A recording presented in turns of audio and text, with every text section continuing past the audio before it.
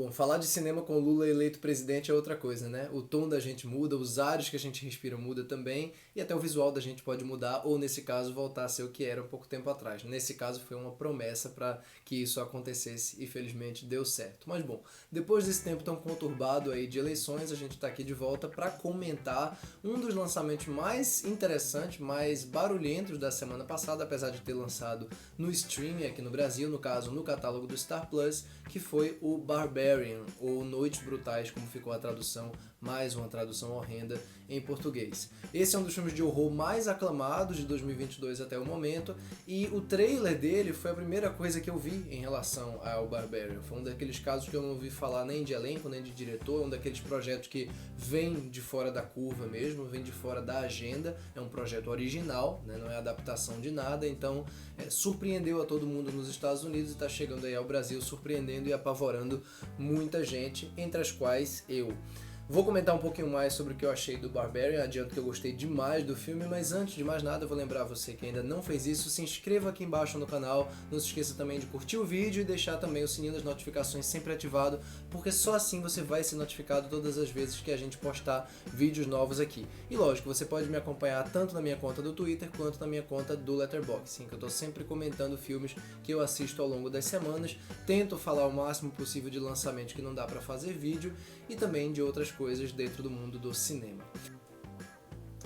Bom, o Barbarian é dirigido por um estreante em longa-metragem chamado Zach Cregger, que na verdade era muito conhecido como comediante, ou pelo menos minimamente conhecido como comediante, e aí muita gente vai fazer aquela ligação óbvia com o Jordan Peele, né, que também era comediante, aí no caso muito famoso, e depois se transformou realmente num dos nomes mais poderosos e importantes do cinema de horror e do cinema mundial mesmo. No caso especificamente do Zach Cregger, não sei dizer ainda o que vai acontecer, tá muito cedo pra gente cravar o impacto que esse filme dele vai ter, né, no gênero, mas sem dúvida não é um impacto pequeno não. E do ponto de vista qualitativo eu também não acho que ele fica muito atrás do Corra do Jordan Peele, por exemplo. Eu acho que é uma estreia muito forte, muito interessante, e eu tô muito curioso para ver o que ele vai fazer na sequência. Bom,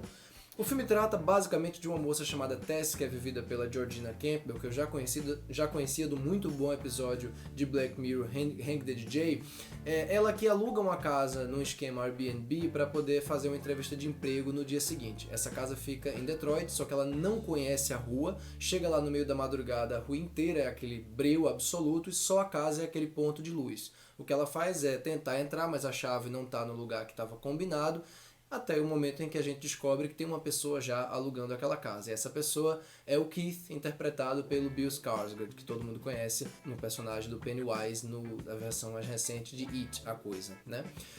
Daí, óbvio, fica aquele impasse, mas em um determinado momento o cara é tão simpático que acaba convencendo ela a dormir, pelo menos aquela primeira noite ali, já que tá tudo tão esquisito ao redor e ela não vai encontrar hotel tão fácil. E no dia seguinte eles pensam juntos, ligam para a companhia, reclamam e resolvem o problema. O que acontece é que durante a madrugada um barulho muito alto é ouvido ali dentro da casa, portas são abertas,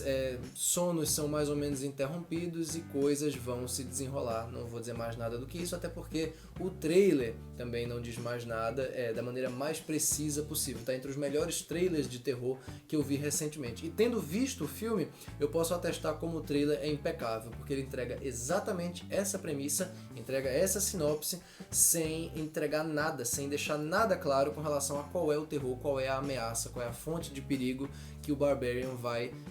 revelar para você. Ele é dividido em blocos diferentes, ele na verdade tem uma primeira parte muito diferente da segunda, até porque novos personagens são introduzidos, novos conflitos são introduzidos e a quebra de tom, né, de um momento para o outro realmente é muito grande, ainda que ele depois feche todas as pontas do quebra-cabeça. Mas eu falo fecha todas as pontas porque eu acho que acaba sendo um filme muito prático na maneira como ele faz isso, porque ele realmente não pega na mão do público, ele não explica as coisas de maneira expositiva, deixa de revelar, deixa de mostrar muitos detalhes que para muita gente poderiam ser preciosos, e na minha opinião ele faz isso da maneira mais correta possível, porque tem vários elementos aqui que mostrar não mudaria absolutamente nada nas nossas sensações com relação àqueles personagens. O que importa é o básico da informação. Por exemplo, para quem já assistiu ao filme, a gente tem um determinado momento que envolve fitas, né, alguns filmes gravados, e não interessa a gente o teor específico daquelas fitas, interessa que a gente já tenha uma ideia do que se trata.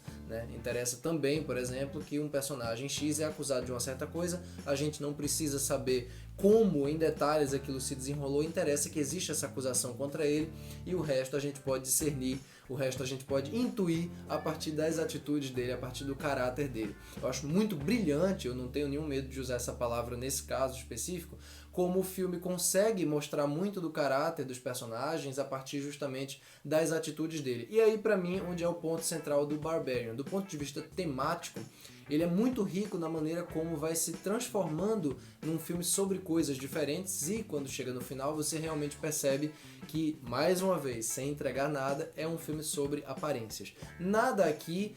desde os protagonistas até a ameaça, é exatamente aquilo que parece ser, ou pelo menos não é aquilo que a gente intui no primeiro momento que a gente olha para aquilo. Então é um filme que desafia muito o público a ideia de vilania, a ideia do que é realmente o perigo, do que representa o perigo, onde esse perigo a gente vai encontrar, mas tudo isso dentro de uma lógica de terror bastante clássica até. Quer dizer, não é um filme que vai lidar com aquela austeridade, aquele abstracionismo de alguns filmes que ficaram denominados pós-horror na década passada. Ele não vai lidar com essa subjetividade toda. Não, existe uma ameaça muito prática, existe uma ameaça muito franca, que é tratada com a monstruosidade que lhe é devida, mas aquilo não se transforma só na pura obviedade, no puro suco de terror. Não, existe realmente um comentário muito bem trabalhado sobre essa mudança de perspectiva. E eu acho que à medida que o filme vai apresentando esses blocos dele, vai fazendo algumas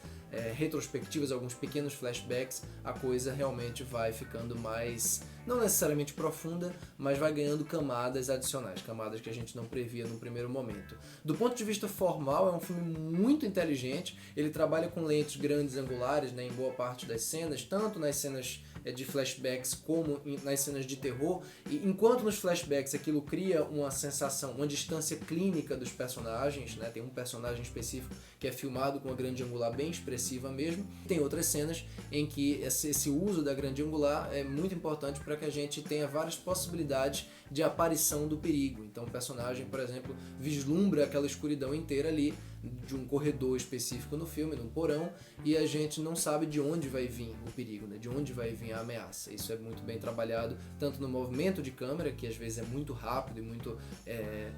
realmente muito expressivo, né, nessa condução da atenção, como também nesses